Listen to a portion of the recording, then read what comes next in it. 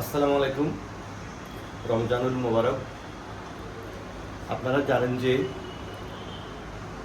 গত 8 এপ্রিল 2023 আমাদের মাঝদি বালিকা বিদ্যানিকেতনের 10ম শ্রেণীর ছাত্রী টিয়া সে সড়ক দুর্ঘটনায়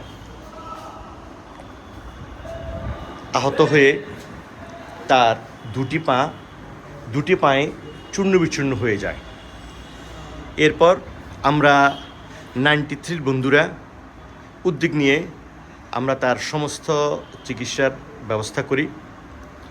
পাশাপাশি সে সময় এগিয়ে এসেছিল খন্দকার বাড়ি, নোয়াখালী পৌরসভার মেয়র, সুবর্ণচর উপজেলা পরিষদের চেয়ারম্যান, জেলা পরিষদের চেয়ারম্যান, স্থানীয় মহিলা এমপি সহ বিভিন্ন ব্যবসায়ীরা।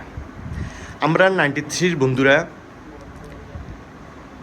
95% সকল আর্থিক সহযোগিতা করে আমরা কেয়ার সুস্থতার জন্য চেষ্টা করেছি। ফাক রাব্বুল আলামিনের রহমতে কেয়া মোটামুটি সুস্থ হয়।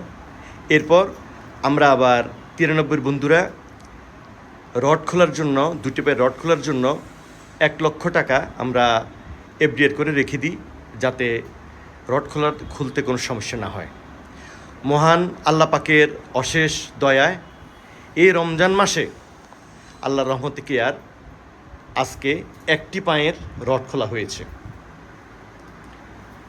আল্লাহর রহমতে সে মোটামুটি এখন ভালো আছে। আপনারা সবাই তার জন্য দোয়া করবেন।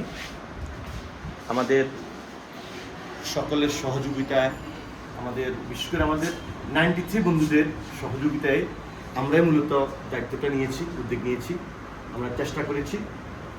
সে আল্লাহর রহমতে মোটামুটি আগে থেকে সুস্থ। এখন কেমন আছো মা? কেমন লাগছে? আচ্ছা আচ্ছা। একটি পায়ের রড খোলা হয়েছে, আরও কিছুদিন পর আরেকটি পায়ের রড খোলা হবে।